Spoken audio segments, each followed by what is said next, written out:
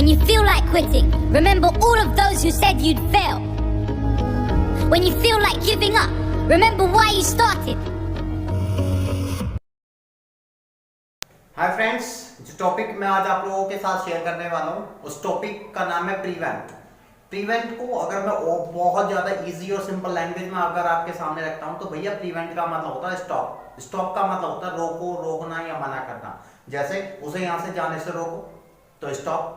Stop का जो lines रोको, रोकना या मना करना पे खत्म होंगी वहां पे लगेगा प्रीवेंट।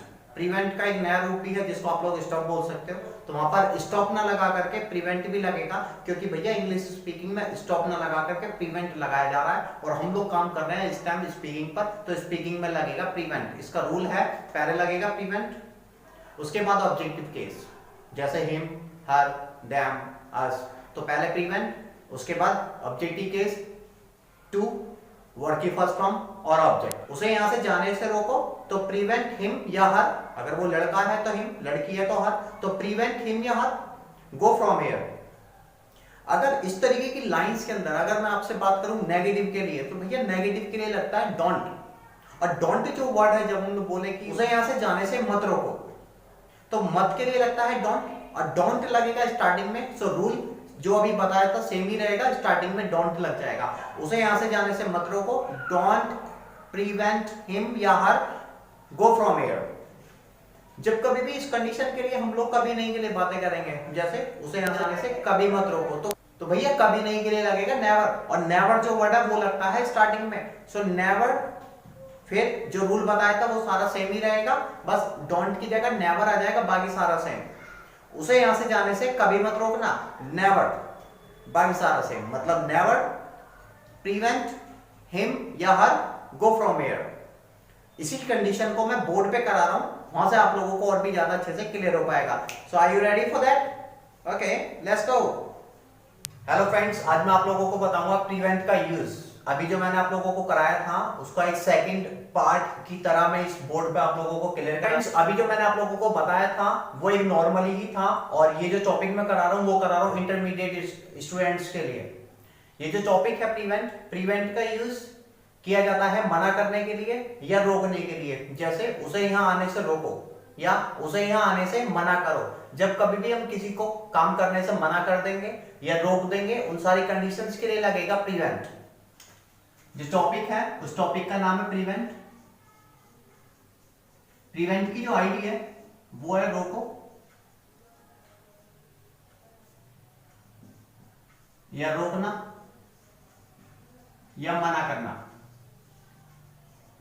इन सारे टॉपिक्स को जब कभी भी लाइंस के अंदर रोको, रोकना या मना आ जाएगा, वहां पे लगेगा प्रीवेंट। जैसे उसे यहां आने से रोको, उसे यहां आने से रोकना, और उसे डीजे पे डांस करने से मना कर दो। जब कभी भी इस तरीके की जो लाइंस बनेंगी वहां पे लगेगा प्रीवेंट। इसका रूल है, पहले प्रीवेंट,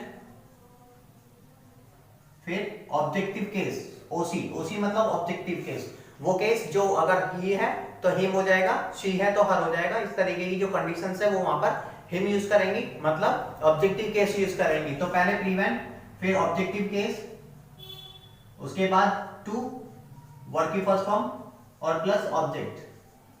ऑब्जेक्टिव केस और ऑब्जेक्ट में ये फर्क है कि जब ऑब्जेक्टिव केस जो अभी बताए थे, हिम हो गया, देम हो गया, हर हो गया, ये ऑब्जेक्टिव केस होते हैं, और ऑब्जेक्ट का कोई किसी वर्ड से कोई रिलेशन नहीं होता। जो बचेगा वो ऑब्जेक्ट होगा, उसे हम लोग एंड में लगाते हैं। इसका एग्जांपल लेते हैं, उन्हें यहां से जाने को, उसे यहां से जाने से रोको, या उसे यहां से जाने से रोकना, या उसे यहां से जाने से मना करो। जब कभी भी इस तरीके की लाइंस बनेंगी तो वो बनेंगी पहले प्रीवेंट, फिर पहले प्रीवेंट लगा रोको के लिए, प्रीवेंट हो गया। अब लगेगी ऑब्जेक्टिव केस। ऑब्जेक्टिव केस हमेशा होता है सब्जेक्ट का, ऑब्जेक्टिव केस बनेगा उन्हें का सब्जेक्ट होता है दे, और दे का ऑब्जेक्टिव केस बनेगा देम, THEM, देम। उसके बाद टू, वर्ड की फर्स्ट फॉर्म और ऑब्जेक्ट फ्रॉम हेयर। अगर इस लाइन को एक दूसरे तरीके से देखें तो पहले रोको, इस लाइन के अंदर सब्जेक्ट नहीं है। एक जो टॉपिक कराया था मैंने आप लोगों को फोन नंबर भी इसी नहीं बल्कि और भी बहुत सारी लाइंस के लिए तैयार किया जा सकता है। तो पहले रोको के लिए प्रीवेंट लगेगा। जिस लाइन के अंदर हमारे पास सब्जेक्ट नहीं होगा उसको वहां से हम लोग छोड़ देंगे। जिस लाइन के अंदर सब्जेक्ट नहीं है लीव करो, पीछे से स्टार्ट कर लो। इस कंडीशंस के लिए जब हम लोग कभी किसी को मना करेंगे, जैसे उसे यहां से जाने को मत कहो, मुझे डीजे पे डांस करने के लिए मत कहो, जब कभी इस लाइंस के अंदर हम लोग मत लगा देंगे या नहीं लगा देंगे, जैसे उसे यहां से जाने के लिए नहीं कहो, तो जिन लाइंस के अंदर मत या नहीं आ जाएगा वहां पे लगेगा डोंट। सेम रूल, ये जो रूल है सेम रूल रहेगा। इस रूल से पहले डोंट और लग जाएगा, सेम रूल कॉपी हो जाएगा। जैसे रूल बन जाएगा don't prevent objective case to V1 object, उसे यहां से जाने को मत कहो, डोंट स्टार्टिंग में लग जाएगा, बाकी सारा सेम ही रहेगा। जैसे लाइन है उन्हें यहां से जाने से रोको, सो अगर मैं बोलूं कि उन्हें यहां से जाने से मत रोको, अगर मैं इस लाइन के अंदर मत और लगा दूं तो मत के लिए होता है डोंट, डोंट स्टार्टिंग में लग जाएगा, बाकी सारा सेम। जैसे उन्हें यहां से जाने से मत रोको, अगर मैं यहां पे मत लगा देता हूं तो मत के लिए डोंट लगेगा, डोंट स्टार्टिंग में आ जाएगा। सो उन्हें यहां से जाने से मत रोको, डोंट, बाकी सारा सेम। तो don't prevent them to go from here.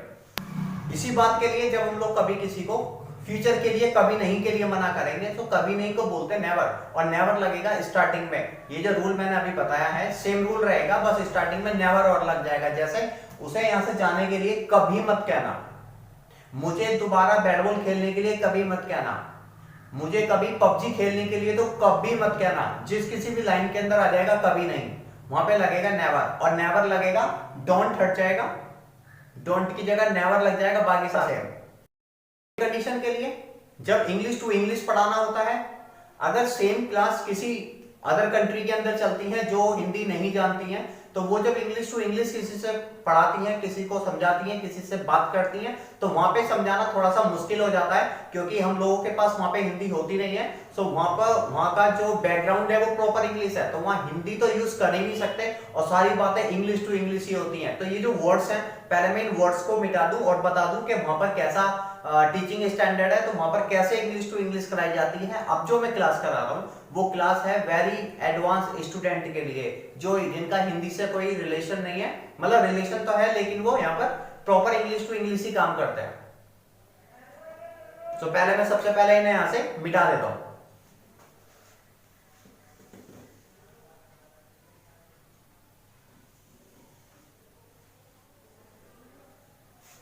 Guys, now here I am telling you the basic concept of prevent. Prevent means what?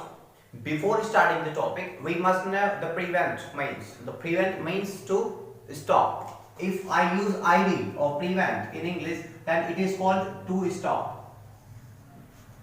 When we stop something, no, when we stop someone to do anything, it is called prevent.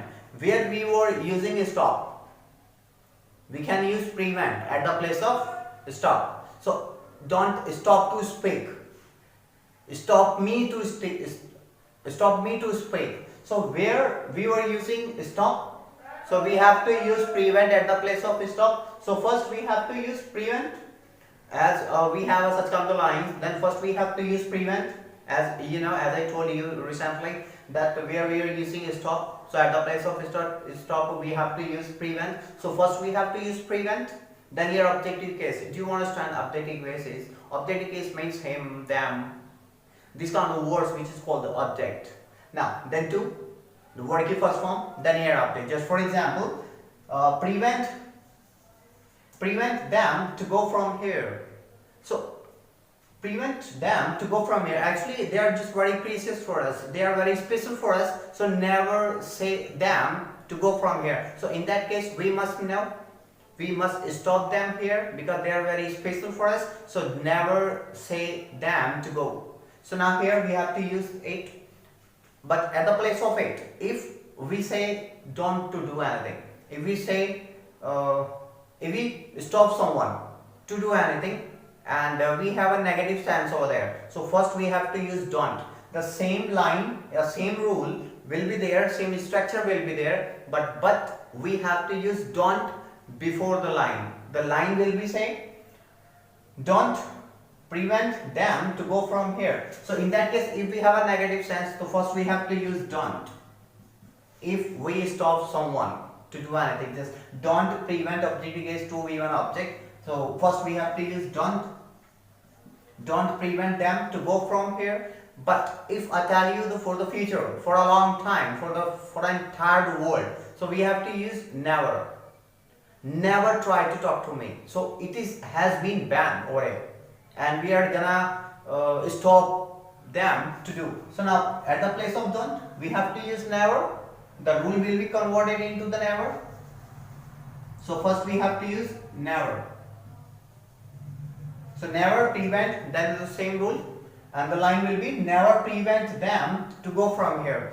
If you don't want to do this wording, and I say to you that prevent me to go from here, don't prevent me to go from here, and never prevent me to go from here. So these are the lines where we have just converted into the Western culture and all. So they don't know Hindi, and it's just not very tough, it's just very easy. It totally depends on the mentality. So now here I have done my topic over here. Thanks for joining me. Bye bye for now, and we will just meet you on our next topic very soon. Take care.